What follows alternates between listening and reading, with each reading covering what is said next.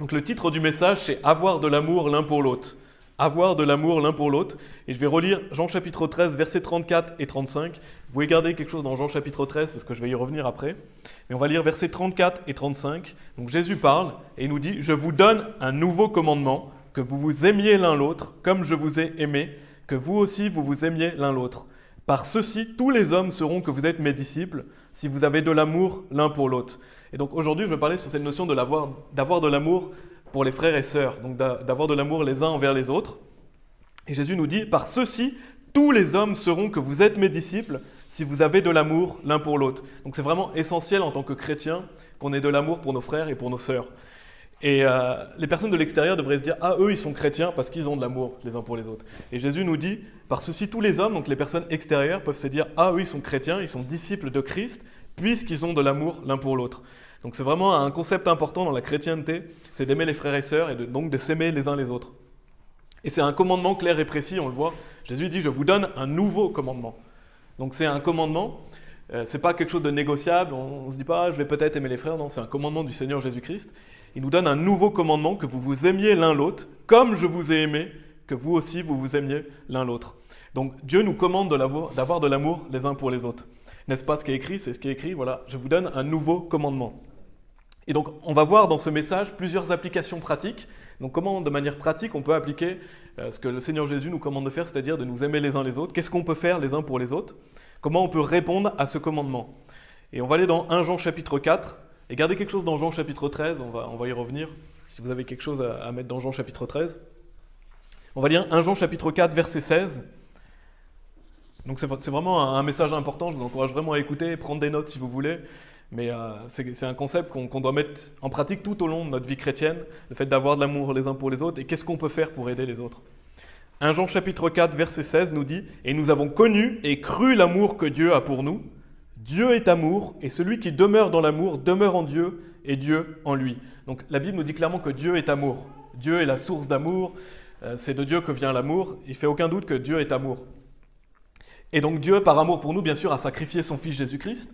Dieu dirige son amour vers nous en ce que, pendant que nous étions encore pécheurs, Christ mourut pour nous. Donc Dieu, par amour pour nous, a sacrifié son Fils. Et la Bible dit, nous avons connu et cru l'amour que Dieu a pour nous. Dieu est amour.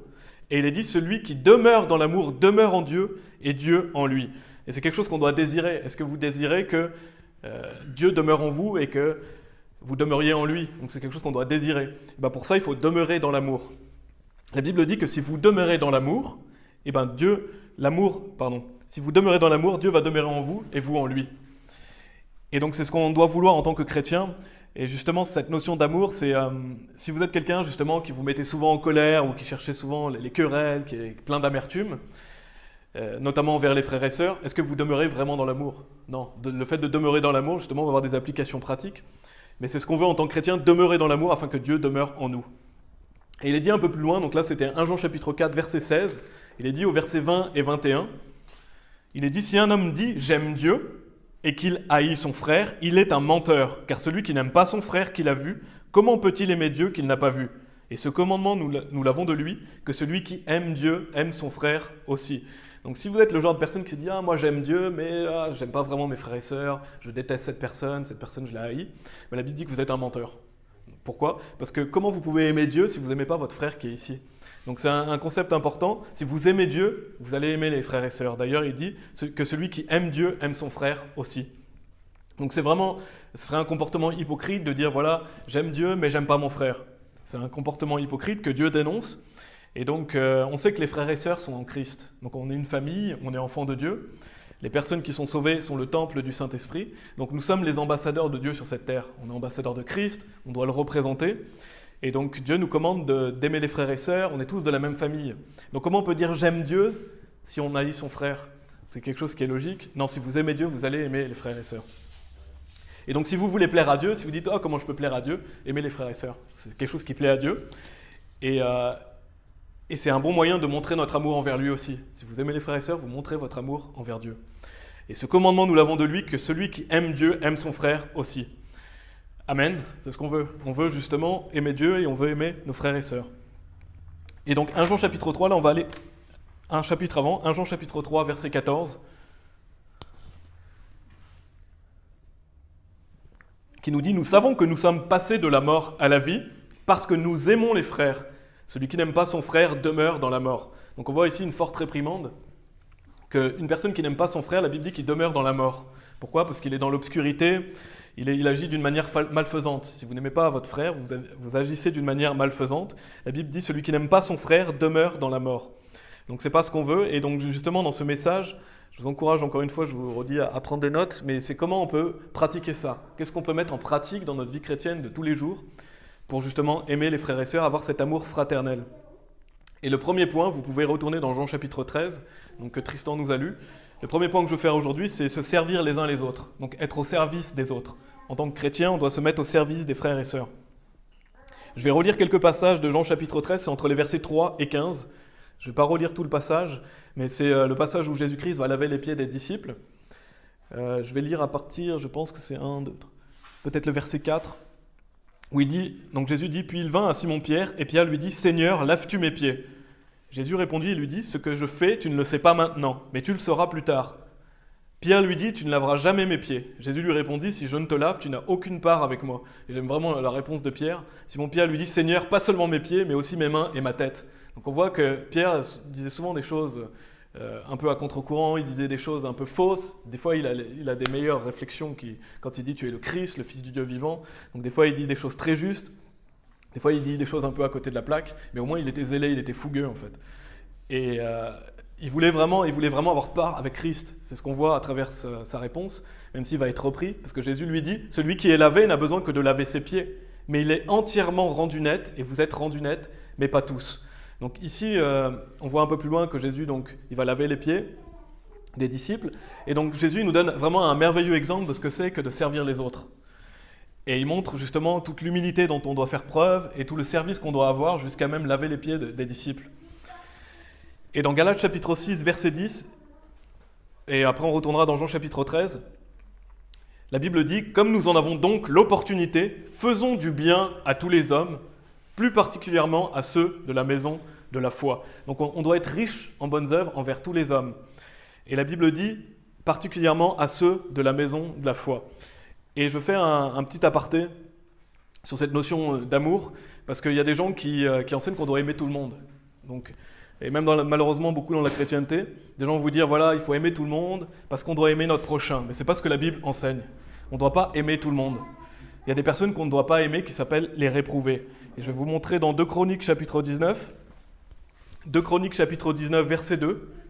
Il est dit « Et Jéhu, le fils de Hanani le voyant », donc c'était un prophète, sorti à sa rencontre, dit du roi Jéhoshaphat, « Aideras-tu l'impie et aimes-tu ceux qui haïssent le Seigneur ?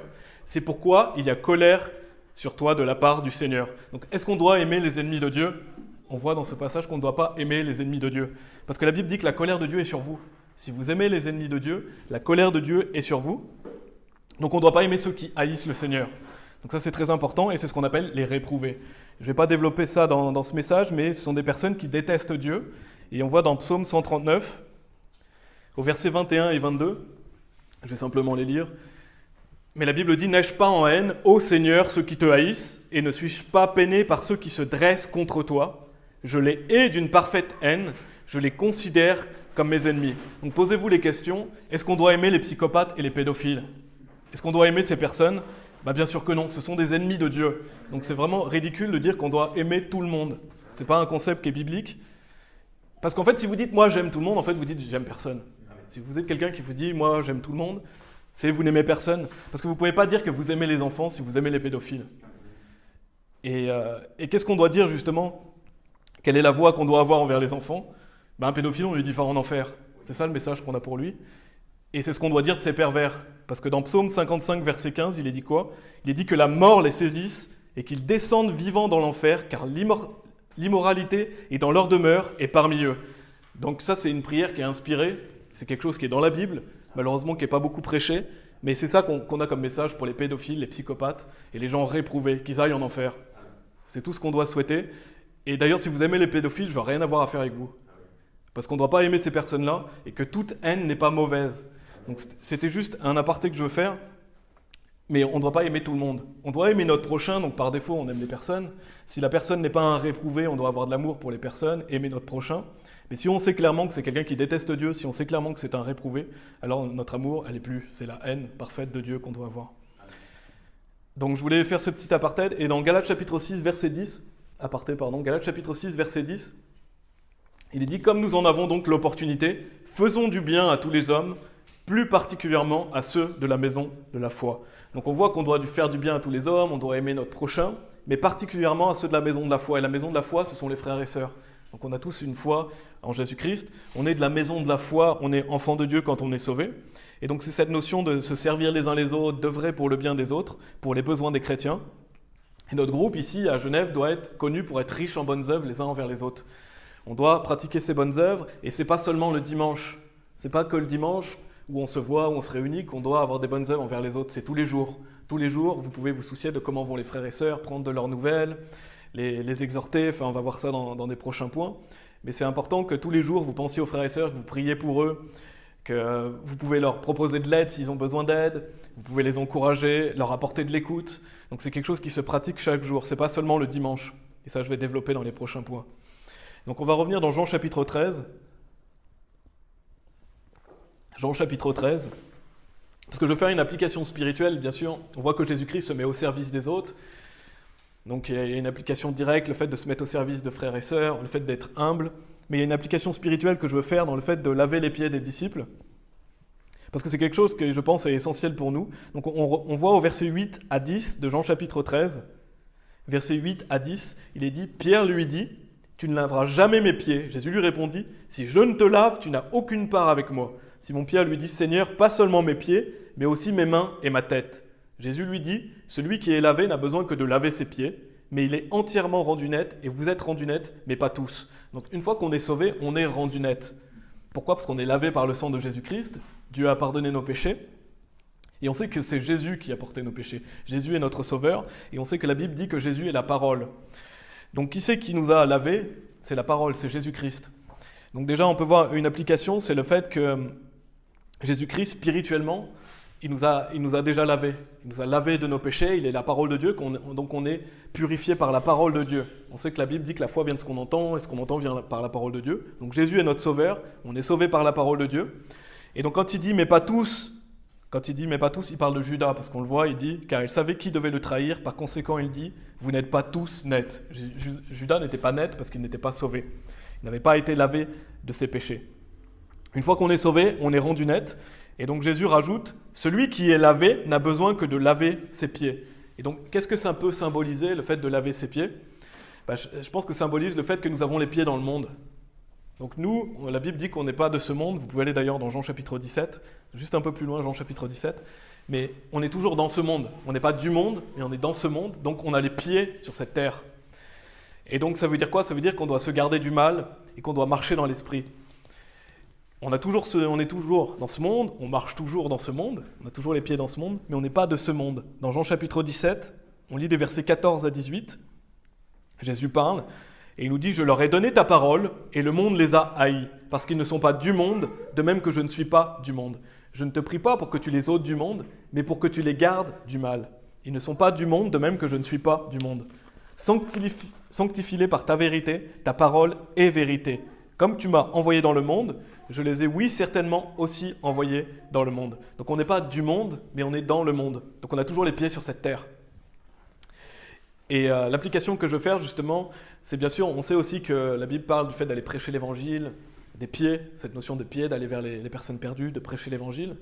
Mais Jésus prie pour qu'on soit gardé du mal, parce qu'on vit dans un monde déchu et rempli de péché. Donc on a toujours les pieds dans ce monde déchu, toujours les pieds dans ce monde de péché. Donc quand Jésus nous parle de se laver les pieds, je pense que ça parle du fait aussi spirituellement de se garder du monde. Donc on doit se garder de la saleté et on doit laver ses pieds. C'est quelque chose qu'on doit faire, on doit laver ses pieds. Et comment on les lave ? Dans la parole. Parce que les pieds peuvent symboliser notre vie sur terre et on doit se purifier par la parole. On voit aussi que Jésus nous dit « Sanctifie-les » dans Jean chapitre 17, « Sanctifie-les par ta vérité, ta parole est vérité ». La parole de Dieu, c'est ce qui nous lave. Et on a deux passages que je vais mentionner justement qui montre un peu plus ça en détail, mais on a un magnifique symbole, je trouve, dans ce passage de Jean chapitre 13, de comment se laver les pieds, c'est par la parole de Dieu. Comment on peut se laver les pieds ? C'est par la parole de Dieu. Et d'ailleurs, vous voyez dans l'histoire, qui c'est qui lave les pieds des disciples ? C'est Jésus. Et Jésus est la parole. Donc on a vraiment une belle, un beau symbole spirituel du fait qu'on se lave les pieds par la parole de Dieu et que c'est Jésus-Christ qui est la parole qui a lavé les pieds des disciples.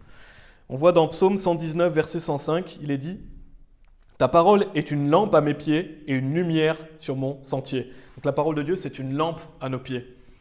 Donc on a cette notion du fait que la parole de Dieu, elle nous guide, elle guide nos pas et elle dirige nos sentiers et on doit la laisser nous guider. Éphésiens chapitre 5, versets 25 et 26, je les lis rapidement ces passages pour appuyer un peu ce que je vous montre spirituellement. Mais il est dit « Marie, aimez vos femmes comme Christ aussi a aimé l'Église et s'est donné lui-même pour elle. » Et notez ce qu'il est dit, afin qu'il puisse la sanctifier et l'épurer en la nettoyant d'eau par la parole. Donc on a dans ce passage la notion d'être nettoyé d'eau par la parole. Donc on est spirituellement nettoyé par la parole de Dieu en fait. Et donc cette eau qui nous lave les pieds, c'est la Bible. C'est l'eau de la parole, c'est elle qui nous sanctifie, c'est elle qui nous purifie. Donc l'application dans Jean 13 que je veux faire aujourd'hui, quand Jésus dit « Celui qui est lavé n'a besoin que de laver ses pieds », les pieds peuvent symboliser notre être entier et le fait qu'on a besoin de se laver par la parole de Dieu. Donc on a besoin de purifier nos pensées, on a besoin de purifier notre manière de fonctionner pour être plus apte à faire ce que Dieu veut qu'on fasse. Donc c'est important de se garder pur et saint quant au monde dans lequel on marche. Et on voit dans Jean chapitre 13, versets 14 et 15, donc continue un petit peu Jean chapitre 13, après on aura terminé avec ce passage, où il est dit au verset 14 et 15, « Alors si moi, votre Seigneur et Maître, ai lavé vos pieds », donc on voit bien sûr que Jésus va laver physiquement les pieds des disciples, « Vous aussi devez vous laver les pieds les uns des autres, car je vous ai donné un exemple afin que vous fassiez comme je vous ai fait. » Donc bien sûr, là on peut appliquer directement le fait qu'on doit se servir les uns les autres, et c'est le sujet de mon premier point, donc on doit se mettre au service des autres, on doit faire des bonnes œuvres, être riche en bonnes œuvres envers les frères et sœurs. Mais notez que Jésus dit aussi, car vous aussi vous devez vous laver les pieds les uns des autres. Et comment je veux l'appliquer spirituellement ? On doit se prêcher mutuellement la parole de Dieu. On doit se laver les uns les autres. Et donc, on a cette notion qu'on a les pieds dans le monde, qu'on doit se laver les pieds par l'eau de la parole. Et donc, on doit être capable de prêcher la parole de Dieu aux frères et sœurs, en fait. On doit s'aider mutuellement, s'encourager par la parole, s'aider à marcher par l'esprit. Donc, c'est important que... Comment vous pouvez montrer de l'amour envers les frères et sœurs en leur donnant des conseils bibliques ? Donc, bien sûr, ça implique quoi ? De bien connaître la Bible. On doit bien connaître la Bible pour être capable de l'enseigner aux autres. Donc on doit être capable de donner des conseils bibliques aux frères et sœurs, on doit être capable de les encourager à lire la Bible, on doit être capable de les aider à progresser en sainteté, parce qu'ils ont les pieds dans le monde, et on a les pieds dans le monde. Donc on doit se purifier par la parole. Donc une application spirituelle, c'est le fait que Jésus dit, voilà, lavez-vous les pieds les uns des autres, donc prêchez-vous la parole les uns aux autres. Et donc ça m'amène à mon deuxième point. Donc le premier point, c'est le fait d'être au service des autres, d'être riche en bonnes œuvres, et de s'aider par la parole. Le deuxième point, c'est de s'exhorter. Vous pouvez aller dans Hébreux chapitre 3. Le fait de s'exhorter les uns les autres, donc de s'encourager. On a la définition de l'exhortation, c'est tenter d'amener quelqu'un à quelque chose par des encouragements, par la persuasion, les prières, etc. Servir d'incitation pour quelqu'un. Donc l'exhortation, c'est le fait d'encourager les autres, de les inciter à faire des bonnes choses. Et on doit être des moteurs pour les autres. On doit encourager les frères et sœurs. C'est ce qu'on doit faire en tant que chrétien, les aider à progresser, les inciter à devenir de meilleurs chrétiens. On voit dans Hébreux chapitre 3, versets 13 à 14. On a cette notion d'exhortation parce qu'il est dit « Mais exhortez-vous l'un l'autre chaque jour, pendant qu'il est appelé, aujourd'hui de peur que l'un de vous ne soit endurci par l'attrait trompeur du péché, car nous sommes faits participants de Christ, si nous tenons le commencement de notre confiance fermement jusqu'à la fin. » Donc il est dit « Exhortez-vous l'un l'autre chaque jour ». Vous voyez qu'il n'est pas dit chaque dimanche. Il n'est pas dit un jour dans la semaine. Donc on doit s'exhorter les uns les autres chaque jour. Ça veut dire quoi ? Ça veut dire que ça sous-entend le fait qu'on doit s'encourager toute la semaine. On a besoin d'encouragement, chacun d'entre nous a besoin d'être encouragé et vous pouvez être une source d'encouragement pour les autres. Simplement en prenant des nouvelles des personnes, en écrivant un message, en appelant les frères et sœurs ou à prier pour eux aussi. Vous pouvez prier pour eux. On peut tous s'encourager et s'encourager à continuer à servir Dieu. On n'est déjà pas nombreux, donc il ne faut pas que l'un d'entre nous arrête. Donc on doit s'encourager les uns les autres à continuer à faire de Dieu notre priorité. Donc c'est important de se soucier des autres. Et donc encourager les frères et sœurs dans leur marche avec Dieu. Dans 1 Thessaloniciens chapitre 5, vous pouvez aller dans Hébreux chapitre 10 si vous voulez. Hébreux chapitre 10, je vais juste lire 1 Thessaloniciens chapitre 5 verset 14. Il est dit « Maintenant nous vous exhortons frères, avertissez ceux qui sont indisciplinés Réconfortez les irrésolus, soutenez les faibles et soyez patients envers tous les hommes. Et on a cette notion dans ce passage de avertir les indisciplinés. Et je vais y revenir un peu plus tard, ce sera un autre point. Mais il est encore dit, maintenant nous vous exhortons, donc on vous encourage à faire ces choses-là. Donc Hébreux chapitre 10, verset 24. Donc là, dans la deuxième partie, c'est cette notion d'exhortation, d'encourager les frères et sœurs, d'être un encouragement pour eux.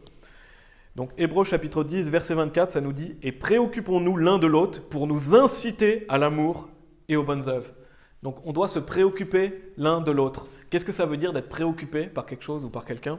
Ça veut dire que vous êtes soucieux des autres. Donc vous pensez aux autres. Donc se préoccuper de quelqu'un, c'est que se soucier de lui, penser à cette personne, avoir de la considération pour cette personne en fait. Et c'est ça qu'on veut avoir, par exemple, comme je l'ai dit, ça peut être d'écrire, ça peut être d'appeler, ça peut être de prier. Envoyer un passage de la Bible, c'est quelque chose qui exhorte et encourage les autres. Dans Proverbes chapitre 16, verset 24, il est dit « Les paroles agréables sont comme un rayon de miel, douceur pour l'âme et santé pour les os. » Donc on voit que quand vous avez des paroles agréables, des paroles d'encouragement envers les personnes, c'est comme un rayon de miel.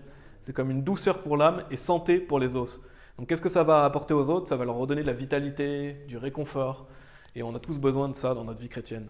Et ça, c'est l'opposé, justement. Là, vous voyez l'opposé d'une personne qui se soucie que d'elle. Il y a des personnes qui se soucient que d'eux-mêmes. Et c'est pas ça qu'on doit être.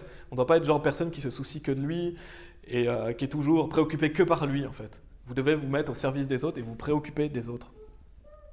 Ne pas être indifférent aussi aux autres. Ne pas être insensible. On doit être sensible à ce que les frères et sœurs vivent dans leur vie. Donc, montrez aux autres qu'ils sont importants. Et ils sont importants pour vous et ils sont importants pour le Seigneur.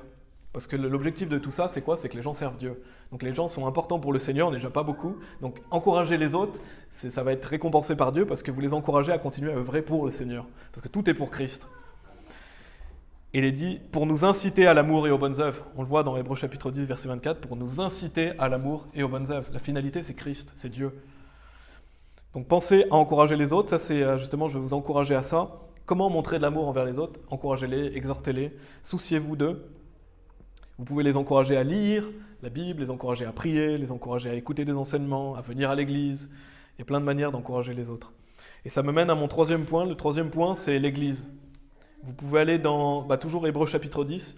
On a lu le verset 24, la notion d'église. Hébreux chapitre 10, on a lu le verset 24. Juste le verset après, c'est le verset 25, il est dit « N'abandonnons pas le rassemblement de nous-mêmes, comme en est la manière de quelques-uns. » D'ailleurs, notez ce qu'il est dit. « Mais nous exhortons l'un l'autre, et ainsi d'autant plus que, comme vous voyez le jour approcher. » Donc on voit qu'on doit s'encourager l'un l'autre de venir à l'église, et on ne doit surtout pas abandonner le rassemblement de nous-mêmes. Et il est même dit, comme vous voyez le jour approcher, d'autant plus quand les choses vont mal, on doit encore plus être présent à l'église. Donc le fait de se retrouver ensemble. Alors bien sûr, nous, on n'est pas une église officielle pour le moment, on n'a pas un pasteur, on a un groupe ici à Genève, mais si vous faites de ce groupe votre église, pour vous, ça doit être l'église en fait. Vous devez le considérer comme l'église, donc venir ici, c'est comme venir à l'église, même si ce n'est pas une église officielle. Ce n'est pas une église officiellement biblique. En tout cas, ce n'est pas comme ça que je considère, mais notre groupe est pour nous l'église. Donc si c'est l'église, on doit se comporter comme si on venait à l'église. Et donc on doit avoir de la joie de se retrouver. Et on doit s'encourager à venir. Et donc ça veut dire quoi aussi? Ça veut dire qu'il faut vous engager dans le groupe. Donc il y a toujours des choses à faire. Tout le monde ici a une part à prendre dans le corps de Christ. Je vais y revenir. D'ailleurs, vous pouvez aller dans 1 Corinthiens chapitre 12 en attendant. Mais on a tous des talents, on a tous un don. Dieu nous dit qu'on a des dons spirituels qui sont donnés aux croyants. Donc on a tous un don à mettre au service des autres. Quand on est dans un groupe, quand vous venez ici, vous devez vous dire qu'est-ce que je peux faire pour les autres? Je suis ici pour servir Dieu, qu'est-ce que je peux faire pour le groupe? Qu'est-ce que je peux faire pour l'église? Et qu'on soit homme, femme, on a tous des rôles différents, mais on a tous le rôle de servir dans le groupe, dans l'assemblée locale. Parce qu'on est tous les membres du corps de Christ, donc on est tous égaux. Personne n'est plus important qu'un autre. On a tous un rôle différent, mais on est tous égaux. On a tous une part à prendre, et on a tous des rôles et des places différentes, mais on est un seul corps. C'est ce qui est dit dans 1 Corinthiens chapitre 12, versets 26 et 27. « Et si un membre souffre, tous les membres souffrent avec lui. Ou si un membre est honoré, tous les membres se réjouissent avec lui. Or, vous êtes le corps de Christ, donc on est le corps de Christ, et ses membres en particulier. Donc on est tous un membre du corps de Christ, on est tous unis. Et ça fait penser à cette notion de l'homéostasie. Je ne sais pas si vous connaissez cette notion biologique de l'homéostasie. J'ai noté un petit passage de l'homéostasie, parce que ça fait penser à ça, en fait, le fait que dans le corps humain, tout est interrelié. On voit dans l'homéostasie, il est dit l'homéostasie correspond à la capacité d'un système à maintenir l'équilibre de son milieu intérieur, quelles que soient les contraintes externes. Plus globalement, on désigne aussi par homéostasie, vous pourrez rechercher un peu plus si vous voulez ce que c'est que l'homéostasie, la capacité globale d'un système à maintenir tout un ensemble de tels facteurs clés, notamment chez un organisme vivant. Donc le fait que quand quelque chose est touché, tout est touché dans le corps, en fait, tout est interrelié dans notre corps. Et quand on est le corps de Christ, quand quelqu'un souffre, on doit tous souffrir avec lui. Quand quelqu'un est honoré, on doit tous se réjouir avec lui. Donc c'est ça, comment montrer de l'amour envers les frères et sœurs. Investissez-vous ici, vous avez tous une place et un rôle, et on doit tous souffrir ensemble, on doit tous se réjouir ensemble. Donc c'est comme ça qu'on doit se comporter dans notre groupe. Et rien que votre présence ici, elle encourage les autres. Peut-être vous dites, ah, ça sert à rien que je vienne. Non, il y a quelqu'un qui, parce que vous êtes là, ça l'encourage. Et il y a peut-être aussi des personnes qui regardent à vous, qui prennent exemple sur vous sans que vous le sachiez. Donc rien que votre présence ici est un encouragement pour les autres, et peut-être des gens prennent exemple sur vous. Donc toute personne qui est ici est importante. Donc venez avec l'objectif de servir, d'encourager et d'aimer les frères et sœurs. Et un dernier verset pour cette partie sur l'Église, c'est 1 Timothée chapitre 3 verset 6. 1 Timothée chapitre 3 verset 6.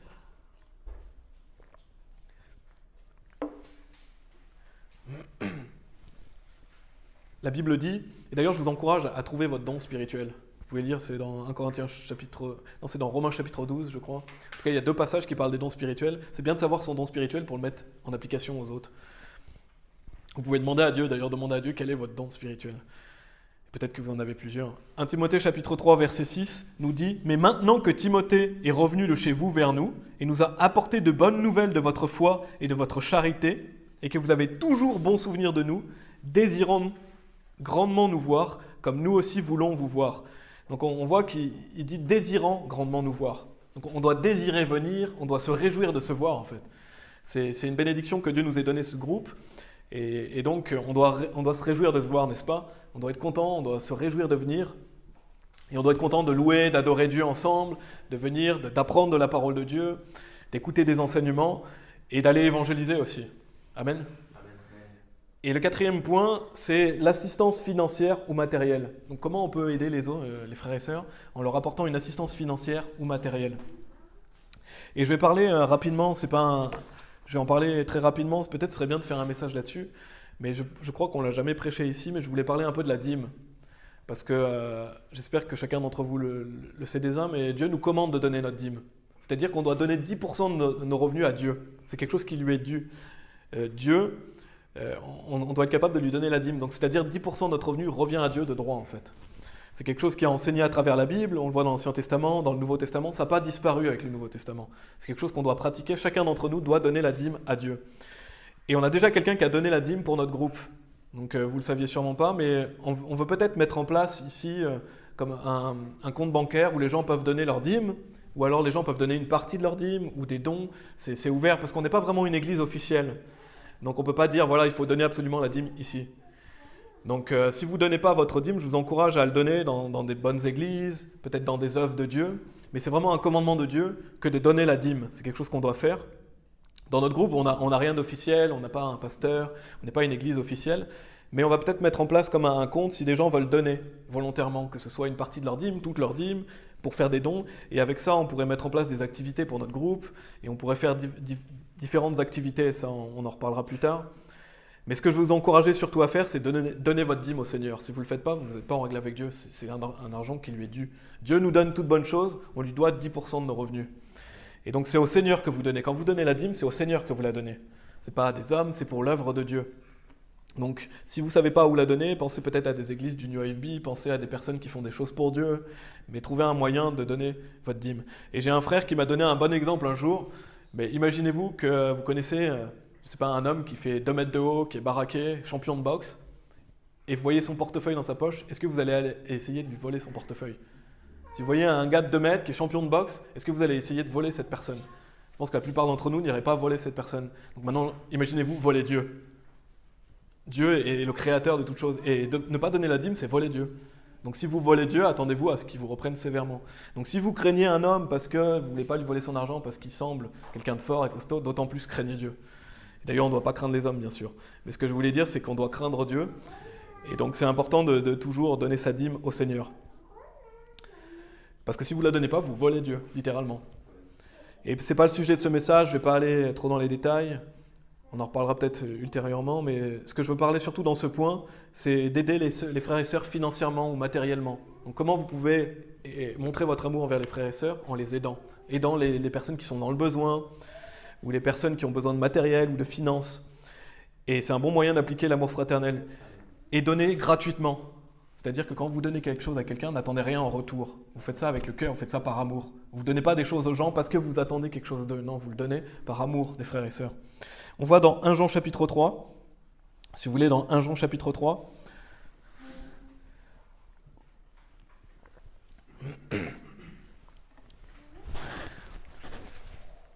Jean chapitre 3, versets 17 et 18, la Bible dit « Mais quiconque possède le meilleur de ce monde et qui voit son frère dans le besoin et lui ferme ses entrailles de compassion comme « Comment l'amour de Dieu demeure-t-il en lui ?» Mes petits enfants, n'aimons pas en parole ni avec la langue, mais en action et en vérité. Donc si quelqu'un a tout ce dont il a besoin, il a les richesses, il est dans l'aisance matérielle, et il voit son frère dans le besoin, donc il voit que son frère, lui, n'a pas grand-chose, et s'il lui ferme ses entrailles de compassion, la Bible dit « Comment l'amour de Dieu demeure-t-il en lui ?» Donc justement, si on aime les frères et sœurs, on est là pour les aider. Donc bien sûr, c'est un moyen de montrer notre amour envers les frères et sœurs, c'est de les aider financièrement, de les aider matériellement, avoir de la compassion pour eux en fait. Et donc, c'est quelque chose que je vous encourage à faire, parce qu'il est dit « Mes petits-enfants, n'aimons pas en parole ni avec la langue, mais en action et en vérité. » Donc c'est bien de dire « Voilà, je t'aime, c'est bien, sois béni. » Et d'ailleurs, on le voit dans Jacques chapitre 2. Mais si vous n'aidez pas la personne, la foi peut-elle le sauver? Est-ce que ça va l'aider? Non, ça ne va pas l'aider. Donc on doit aimer en action et en vérité. C'est bien de bénir, de prier pour les autres, mais vous devez mettre en place des actions pour aider les autres. En action et en vérité. Donc ça, c'est un quatrième point. Comment on peut montrer de l'amour envers les frères et sœurs? En les aidant financièrement, en les aidant matériellement. Et j'ai fait un petit point sur la dîme, le fait que vous devez donner 10% de vos revenus à Dieu. Donc trouvez un moyen de les donner. Le cinquième point, c'est la saine réprimande. Le fait d'être capable de reprendre les frères et sœurs. Donc on l'a vu tout à l'heure dans 1 Thessaloniciens chapitre 5. C'était au début du verset 14. La Bible nous disait « Maintenant, nous vous exhortons, frères, avertissez ceux qui sont indisciplinés. » Et donc, qu'est-ce que ça veut dire que d'avertir ceux qui sont indisciplinés? C'est avertir ceux qui sont dans le péché. Avertir ceux qui sont justement, par exemple, dans un péché qui est évident. Donc, on doit être capable de reprendre les frères et sœurs. On doit être capable de reprendre les frères et sœurs pour leur péché. Et bien sûr, il ne s'agit pas de fliquer les gens. Il ne s'agit pas de, voilà, est-ce qu'il a un péché? Je vais essayer de regarder son péché. C'est pas ça. Il ne s'agit pas non plus de reprendre tout le monde, tout le temps, en fait. De toujours venir vers les gens, ah, ça c'est pas bien, ça c'est pas bien. C'est pas ça, reprendre les frères et sœurs. Donc c'est vraiment des péchés qui peuvent être évidents ou parce qu'ils vous parlent de quelque chose. Parce qu'il ne faut pas oublier que c'est pour leur bénéfice. C'est pour le bénéfice des autres qu'on les reprend. Donc ne méprisez pas les autres, ne les prenez pas de haut en disant « Regardez, lui il a ce péché, il est mauvais, il est malsain ». Non, c'est pas ça. On doit reprendre les autres avec docilité. D'ailleurs, on va le voir dans Galates chapitre 6. Vous pouvez y aller, Galates chapitre 6. Quand je parle de saine réprimande, je ne parle pas de fliquer les autres, de mépriser les autres. Je parle d'avoir de la compassion, de l'amour pour votre frère ou votre sœur et d'essayer de les aider à sortir de tel ou tel péché et de les reprendre. C'est notre devoir de reprendre les autres. Et donc, bien sûr, il ne s'agit pas non plus d'imposer votre point de vue. C'est pas j'impose mon point de vue, j'impose ma vision de la vie. C'est pas ça une saine réprimande. C'est donner des conseils bibliques. Si vous avez quelque chose qui n'est pas biblique à imposer sur quelqu'un, taisez-vous. Parce que non, donnez des conseils bibliques aux personnes. C'est bien, donnez votre avis si vous voulez, mais n'imposez pas votre vision de la vie sur les autres. C'est des conseils bibliques qu'on veut, c'est des réprimandes bibliques. Donc il ne s'agit pas de contrôler la vie des autres ou de se mettre au-dessus des autres. En fait, les reprendre, ça se fait par amour. Et on a bien sûr, donc là vous êtes dans Galates chapitre 6, mais dans 1 Corinthiens chapitre 5, on a des péchés qui causent l'exclusion. Donc je ne parle pas de ces péchés-là. Je ne parle pas de reprendre un frère, par exemple, qui est... bien sûr, vous pouvez le reprendre, mais il y a des péchés qui causent l'exclusion du groupe. Donc ça, c'est d'autres péchés. C'est dans 1 Corinthiens chapitre 5. Donc il y a des péchés qui sont très graves, qui causent l'exclusion d'un groupe ou d'une église, parce qu'on ne veut pas de personnes qui sont alcooliques ici, et de personnes qui sont... par exemple, il y a ceux qui extorquent, enfin tous les péchés qui sont dans 1 Corinthiens 5, ceux qui raillent, Et donc dans Galates chapitre 6, versets 1 et 2, ça c'est un autre sermon bien sûr. Galates chapitre 6, versets 1 et 2, il est dit « Frères, si un homme est surpris en quelque faute, vous qui êtes spirituels, ramenez un tel homme dans l'esprit de docilité, te considérant toi-même, de peur que tu ne sois aussi tenté. Portez les charges les uns des autres, et ainsi accomplissez la loi de Christ. » Donc comment on doit ramener les autres, comment on doit les reprendre dans un esprit de docilité, c'est-à-dire avec douceur, avec compassion. Donc faites preuve d'amour envers votre frère ou votre sœur qui est dans le péché. Donc c'est pas chercher à offenser les autres, à les mépriser, à les détruire. On veut le bénéfice de la personne. Donc on reprend les autres avec un esprit de docilité. Bien sûr, il y a des gens qui méritent une strong rebuke, c'est-à-dire qui méritent d'être repris sévèrement, mais on doit le faire avec docilité, avec amour. Donc il faut être doux et tempérant. Et Proverbes chapitre 27, versets 5 et 6 nous dit aussi, et vous pouvez aller dans Jacques chapitre 5 si vous voulez, Jacques chapitre 5, dans Proverbes 27, versets 5 et 6, il est dit « Une répréhension ouverte vaut mieux qu'un amour caché. Fidèles sont les blessures d'un ami, mais les baisers d'un ennemi sont trompeurs. » Donc il vaut mieux reprendre ouvertement votre frère, votre sœur, plutôt que d'avoir un amour caché, de faire semblant de l'aimer. « Ah, moi je t'aime, même si tu as tes péchés. » Ce n'est pas de l'amour. Si vous aimez vraiment votre frère ou votre sœur, vous allez le reprendre. Parce qu'il est dit « Fidèles sont les blessures d'un ami. » Pourquoi ? Parce que c'est pour son bénéfice. Si la personne est dans le péché, elle peut aller jusqu'à la mort. Donc si vous aimez les chrétiens, fidèles sont les blessures d'un ami. Mais les baisers d'un ennemi sont trompeurs, parce que les ennemis vont dire « Ah, tout va bien, tout est beau, t'inquiète pas, tu peux continuer, tu peux être alcoolique, tout va bien, continue. » Non, un ami va vous dire « Arrête ça, c'est pas bien. » Et il va montrer bibliquement comment, avec douceur. Donc c'est ça que ça veut dire « Fidèles sont les blessures d'un ami. » Si vous aimez vos frères et sœurs, vous devez les reprendre s'ils sont sur le mauvais chemin. Et j'en avais parlé dans mon dernier message, mais dans ces cas-là, vous devez être enclin à accepter la réprimande. Quand vous êtes repris, vous devez accepter la réprimande et la correction, si elle est justifiée, bien sûr. Et même si quelqu'un vous reprend sur quelque chose et que ce n'est pas justifié, essayez de réfléchir si vraiment c'est justifié ou non, et laissez passer les choses. Si ce n'est pas quelque chose de grave, si quelqu'un vous dit « voilà, tu fais ça », et en fait, vous n'êtes pas vraiment coupable de ça, pardonnez à votre frère ou votre sœur. Et ça, je crois que c'est le pasteur Anderson qui le disait, mais si quelqu'un lui dit quelque chose, il va essayer de voir est-ce que c'est vrai, est-ce que c'est pas vrai. Si c'est pas vrai, il va laisser passer. Si c'est vrai, il va l'appliquer. Donc acceptez la correction, acceptez la réprimande, acceptez d'être repris. Et dans Jacques chapitre 5, on voit au versets 19 et 20, les derniers versets qu'on voit pour cette partie. Donc là, je parle de la saine réprimande. Donc comment on peut montrer l'amour envers les frères et sœurs ? En les reprenant, en ne les laissant pas aller sur un chemin tortueux, ou aller jusqu'à la mort, parce que le péché peut mener à la mort. Dans Jacques chapitre 5, versets 19 et 20, il est dit « Frères, si l'un de vous s'égare de la vérité, » donc on voit quelqu'un qui s'égare de la vérité, « et que quelqu'un le convertisse, qu'il sache que celui qui convertit le pécheur de l'erreur de son chemin sauvera une âme de la mort et cachera une multitude de péchés. » Donc si vous voyez un frère qui s'égare de la vérité, vous devez le reprendre. Pourquoi ? Pour qu'il se repente de son péché et qu'il revienne sur le droit chemin. Parce que si vous le laissez aller sur ce chemin-là, la Bible dit qu'il peut aller jusqu'à la mort. Vous pouvez laisser votre frère ou votre sœur aller jusqu'à la mort à cause de ses péchés. Donc on doit être capable de reprendre la personne et vous allez sauver son âme de la mort. En plus, il est dit « et cachera une multitude de péchés ». Pourquoi il est dit « cachera une multitude de péchés » ? Parce que vos péchés affectent les gens autour de vous. Je ne sais pas si vous saviez, mais quand vous avez des péchés, ça affecte les personnes autour de vous. Si vous êtes alcoolique, ça affecte les personnes autour de vous, votre famille, vos proches. Donc quand vous avez des péchés, vous faites toujours du mal à quelqu'un autour de vous. Donc c'est pour ça que ça cachera une multitude de péchés, parce que quand vous reprenez quelqu'un et qu'il se met en règle avec Dieu, ça va cacher beaucoup de péchés. Donc on doit être capable de faire ça. On doit être capable de parler en seul à seul avec un frère ou une sœur, lui dire voilà, il ne faut pas faire ça, et donner des conseils bibliques, reprendre avec douceur. Et vous, si vous êtes repris, alors acceptez la réprimande. Et bien sûr, on doit être capable de pardonner. Si quelqu'un pêche contre vous, vous devez être capable de pardonner. Ça, c'est un autre sermon, mais c'est une clé de savoir pardonner. Dans la vie chrétienne, on doit savoir pardonner. On doit être un groupe qui pardonne. Parce qu'oubliez pas que vous êtes un pécheur sauvé par la grâce. On est tous pécheurs. Donc ayez de la miséricorde envers les autres si vous voulez avoir vous-même de la miséricorde. Et bien sûr, par contre, si quelqu'un pêche contre vous, alors reprenez cette personne. Donc ça, c'est un autre sermon. Je ne vais pas développer cette notion du pardon. Donc ça, c'était la 5e partie, comment montrer de l'amour envers les frères et sœurs, les reprendre, leur donner des conseils bibliques, ne pas les laisser aller sur un chemin qui mène à la mort. Le 6e point, je vais le donner rapidement, mais vous pouvez aller dans Éphésiens chapitre 6. C'est le fait de prier les uns pour les autres. Je ne vais pas développer ce point, mais une manière de montrer notre amour, c'est de prier les uns pour les autres. On voit dans Éphésiens chapitre 6, après il me restera un point. Éphésiens chapitre 6, verset 18, « priant toujours, tout en prière et supplication en l'esprit, et veillant à cela avec toute persévérance et supplication pour tous les saints. Donc pensez à prier pour les gens du groupe, pensez à prier pour le groupe, priez pour les personnes qui prêchent, priez pour les personnes qui vont prêcher l'évangile. Donc on doit toujours prier les uns pour les autres. C'est un moyen de montrer notre amour envers les autres aussi, c'est de prier pour eux, de penser à eux, et de faire des supplications à Dieu pour eux, de prier que Dieu les aide peut-être dans leurs péchés, que Dieu les protège, que Dieu les bénisse. On doit être un groupe qui prie les uns pour les autres. Ça, c'était le 6e point. Le 7e point, je vais développer un peu plus ce que c'est que l'amour fraternel.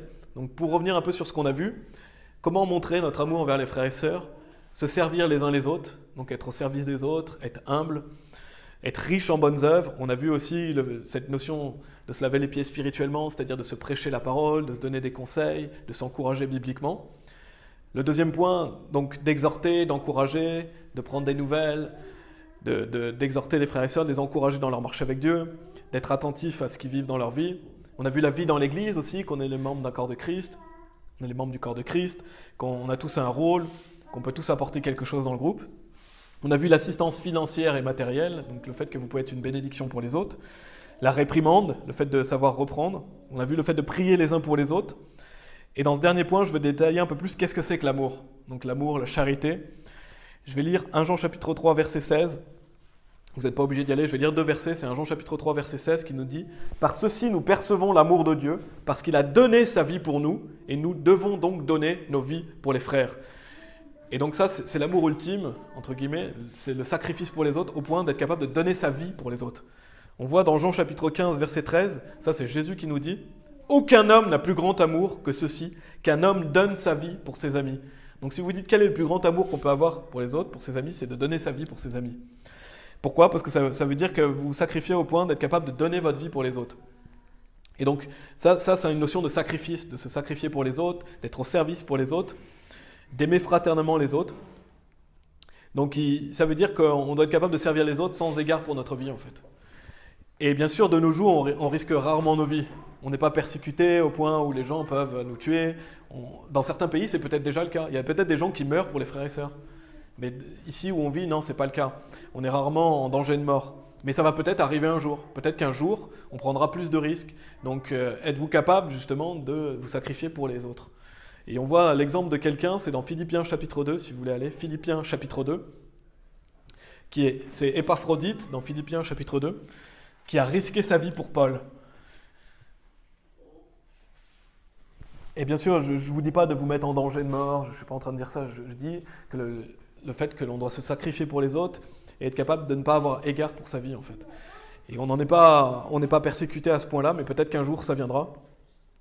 Et on voit dans Philippiens chapitre 2, c'est Épaphrodite, on voit au verset 25, je ne vais pas lire tout le passage, mais verset 25, il est dit « Cependant j'ai pensé, donc c'est Paul qui parle, qu'il était nécessaire de vous envoyer Épaphrodite, mon frère, et compagnon de labeur, et frère d'armes, mais votre messager est celui qui a pourvu à mes besoins. » Donc vous voyez dans ce passage que la vie chrétienne, c'est une guerre spirituelle. Il dit frère d'armes. Donc on est dans un combat spirituel, il ne faut jamais oublier ça, on est une armée pour Dieu. Donc c'était un frère d'armes, un compagnon de labeur. Donc il a pourvu aux besoins de Paul. On voit un peu plus loin, versets 29 et 30.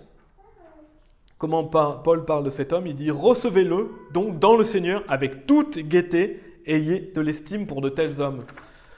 À cause de l'œuvre de Christ, il fut près de la mort, n'ayant eu aucun égard pour sa vie, pour supplier à ce qui manquait à votre service envers moi. » Donc on voit un homme qui, pour l'œuvre de Christ, est près de la mort. Pourquoi ? Il n'avait pas égard à sa vie pour suppléer aux besoins de Paul. Donc cet homme était littéralement capable de donner sa vie pour un frère. Et d'autant plus pour Paul, en plus, qui Paul, bien sûr, faisait des grandes œuvres pour Dieu, mais il était capable de se sacrifier. Et ça arrivera peut-être un jour, on devra être capable de risquer notre vie pour les autres. Et donc cette notion d'amour fraternel, c'est montrer le fait qu'on est dans le sacrifice, en fait. On est capable de sacrifier, on met les autres avant nous. Et on va aller dans Romains chapitre 10. Donc l'application qu'on peut faire, nous on n'est pas en danger de mort, je ne vous dis pas de vous mettre en danger, c'est pas ça que je veux dire. L'application qu'on peut faire, c'est de mettre le focus sur les autres en fait. Mettez-vous au service des autres. N'ayez pas égard pour votre propre vie, soyez au service des autres. Comme Christ nous dit qu'il n'y a pas de plus grand amour que donner sa vie pour les amis, pour ses amis. Romains chapitre 10, versets 9 et 10.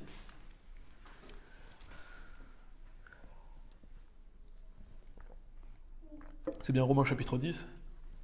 Je pense que l'amour soit sans dissimulation, c'est ça, dans Romains chapitre 10. Non, c'est Romains chapitre 12, non? Plutôt, ouais. J'ai dû me tromper. Ouais.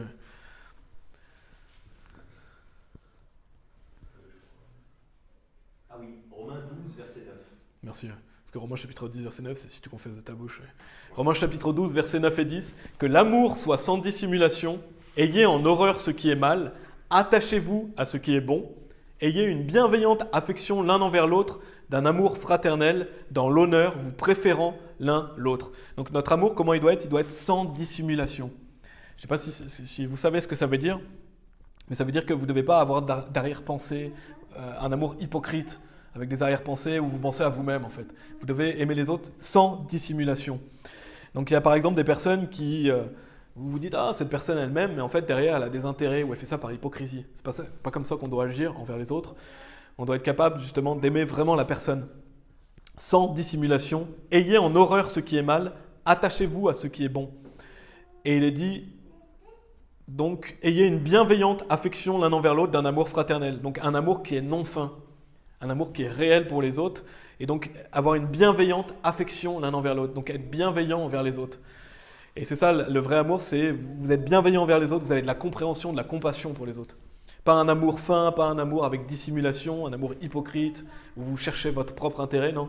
Un amour réel envers les autres. On voit dans 1 Corinthiens chapitre 13, je vais lire que les versets 4 et 5, ça pourrait faire un sermon complet, juste cette notion de charité, d'amour. Je voulais juste développer un peu plus qu'est-ce que ça voulait dire, mais on voit vraiment dans 1 Corinthiens chapitre 13, c'est le meilleur exemple de qu'est-ce que la charité. Et on va lire juste simplement les versets 4 et 5. Il est dit, la charité patiente longuement et est bienfaisante, la charité n'envie pas, la charité ne se vante pas, n'est pas enflée d'orgueil, elle ne se comporte pas de manière malséante, ne cherche pas son intérêt, n'est pas facilement provoquée, ne pense aucun mal. Donc l'amour fraternel, il doit être comment? Il doit être avec patience, on doit avoir de la patience envers les autres, la longanimité, on doit être bienfaisant, ne pas envier, ne pas se vanter, ne pas être enflé d'orgueil, mais être humble. Et donc ne pas se comporter de manière malséante, ne pas chercher son intérêt, n'est pas facilement provoqué, ne pense aucun mal. Donc c'est un amour qui est patient, bienséant, doux et humble. Donc c'est comme ça qu'on doit se comporter les uns envers les autres. Et vous pourrez relire 1 Corinthiens chapitre 13, ça définit vraiment bien ce que c'est que la charité. D'ailleurs, je vous encourage vraiment à méditer ces versets. Et à les appliquer et à voir justement sur quel point vous pouvez vous améliorer. Donc en conclusion, on a vu 7 points aujourd'hui. Donc aimez-vous les uns les autres. On a vu 7 points sur comment mettre en pratique l'amour fraternel. Qu'est-ce qu'on peut faire pour les autres? Je vous encourage à faire ça. Je ne vais pas redonner les points qu'on a vus, mais on a vu différents points sur qu'est-ce qu'on peut faire pour les autres, comment on peut mettre en pratique ce que nous a dit Jésus-Christ. Parce que le verset sur lequel je voulais me focaliser beaucoup aujourd'hui, c'est quand Jésus dit « Par ceci, tous les hommes sauront que vous êtes mes disciples, si vous avez de l'amour l'un pour l'autre. » Et j'aime beaucoup ce verset, ça montre que les gens de l'extérieur doivent se dire « Ah, eux, c'est des chrétiens. » Pourquoi? Parce qu'ils s'aiment l'un l'autre. Et donc on doit être différent des gens du monde qui cherchent leur propre intérêt, qui font semblant d'aimer les autres, mais en fait c'est souvent dans leur intérêt ou par hypocrisie. Ils disent « Ah, moi je t'aime » et puis après dans le dos, ils vont dire des choses sur la personne. Donc on veut vraiment être différent du monde. On doit appliquer, je vais lire 2 derniers versets, mais on doit appliquer ce qui est dit dans Psaume 133, verset 1. Il est dit « Voici combien il est bon et agréable pour des frères de demeurer ensemble dans l'unité. » Donc c'est quelque chose qui est bien de se retrouver ensemble et on doit être dans l'unité. Et aller dans Hébreux chapitre 13, verset 1, c'est le verset pour conclure. Et il finit bien ce message. Un verset très court, mais qui dit tout. C'est Hébreux chapitre 13, verset 1. Et si je veux que vous retiriez une seule chose du sermon, retenez ce verset. Que l'amour fraternel continue. Donc que l'amour fraternel continue. Donc ça doit toujours continuer, c'est quelque chose qui est quotidien. On doit toujours montrer notre amour envers les autres. Et appliquer ces commandements que Dieu nous a donnés. Et à ceci, tout le monde reconnaîtra qu'on est des disciples de Christ. On va prier. Merci Père de nous avoir donné ce groupe. Merci, je prie pour que nous puissions avoir de l'amour les uns pour les autres, que si des personnes ne savent pas vraiment quoi faire, qu'ils puissent mettre en pratique ces choses que tu nous dis dans la parole pour comment aimer les autres, comment se comporter, comment s'améliorer, s'il y a des choses qu'on fait mal, qu'on puisse les améliorer, qu'on puisse se laisser transformer par la parole. Et je prie pour que les gens puissent se dire, ah voilà, eux, ce sont des disciples de Christ, et qu'on puisse agir comme Christ, être comme lui, être au service des autres. Merci de nous aider aussi à nous prêcher la parole entre nous, à bien appliquer la parole, Et je prie pour tout ça dans le but de glorifier Jésus-Christ, de glorifier Père et de prêcher l'évangile aussi aux autres, d'être un bon témoignage. Merci Seigneur, on prie au nom de Jésus-Christ. Amen.